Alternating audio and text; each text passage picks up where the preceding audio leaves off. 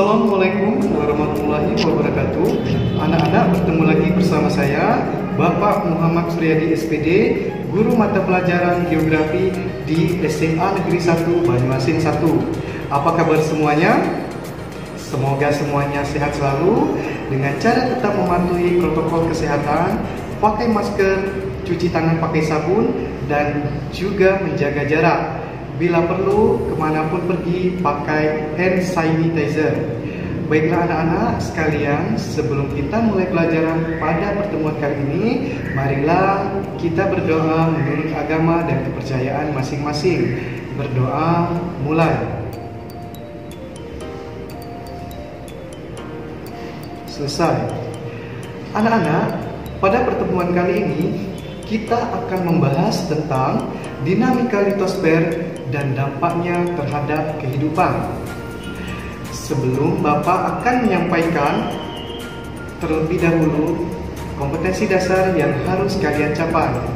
Yang pertama, 3.5 menganalisis dinamika litosfer dan dampaknya terhadap kehidupan. Selanjutnya, di 4.5 menyajikan proses dinamika litosfer dengan menggunakan peta, gambar, grafik, dan video.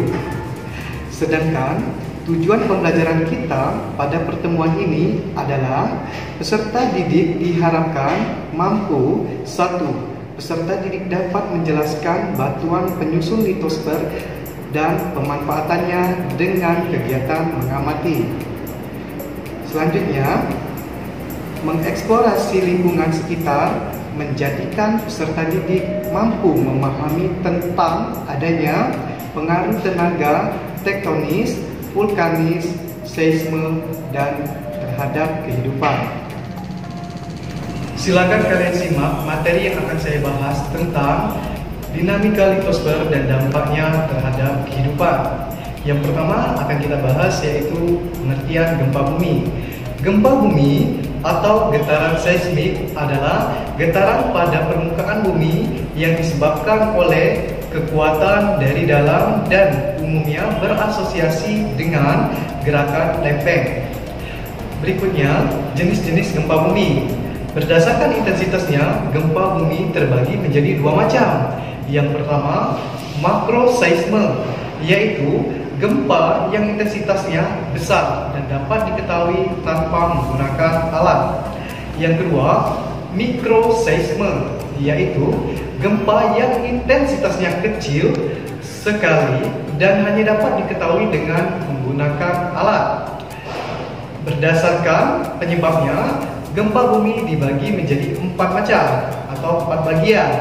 Yang pertama, gempa tektonik, yaitu gempa yang disebabkan adanya kegiatan tektonik lempeng. Gempa bumi ini terjadi di zona batas antar lempeng dan patahan, yaitu sirkum-Mediterania, termasuk Balkan, Iran, India, dan Indonesia, dan sirkum-Pasifik yang termasuk Jepang, Filipina, Chili, dan Amerika Tengah. Gempa ini yang mengakibatkan perpindahan tanah sehingga gempa ini disebut gempa dislokasi. Bahayanya pada gempa ini relatif sangat besar karena tanah dapat terjadi pelipatan atau bergeser. Yang kedua yaitu gempa vulkanik. Gempa vulkanik adalah gempa yang disebabkan oleh aktivitas gunung api. Gempa ini terjadi baik sebelum, selama, atau setelah gunung api, atau gempa ini hanya terjadi di daerah gunung api. Selanjutnya, gempa runtuhan. Gempa runtuhan merupakan gempa yang terjadi akibat runtuhan batuan, biasanya terjadi di daerah kapur atau terowongan bawah tanah akibat kegiatan penambangan. Selanjutnya, gempa tumbukan. Gempa tumbukan terjadi akibat meteor yang menabrak bumi. Salah satu contohnya adalah meteor yang jatuh di Rusia pada tahun 1908. Akibatnya adalah terjadi lubang yang sangat besar menyerupai sebuah kawah. Berdasarkan letak hipocentrum, gempa bumi terbagi menjadi 3. Yang pertama, gempa bumi dalam. Gempa ini memiliki kedalaman hipocentrum lebih dari 300 km. Letak hipocentrum yang dalam mengakibatkan gempa ini tidak begitu mengguncang permukaan bumi. Contohnya adalah gempa yang pernah terjadi di bawah Laut Jawa, Laut Flores, dan Laut Sulawesi. Yang kedua, gempa bumi menengah. Gempa ini memiliki kedalaman hipocentrum antara 100 sampai 300 km. Contoh gempa ini pernah terjadi di selatan Jawa, Nusa Tenggara, Maluku, dan Teluk Tomini. Gempa bumi ini biasanya menyebabkan kerusakan yang sangat ringan. Yang ketiga, gempa bumi dangkal. Gempa ini memiliki kedalaman hipocentrum kurang dari 100 km. Gempa ini sangat berbahaya sebab dapat menimbulkan kerusakan yang sangat besar seperti yang terjadi di Yogyakarta dan sebagian Jawa Tengah pada bulan Mei pada tahun 2006.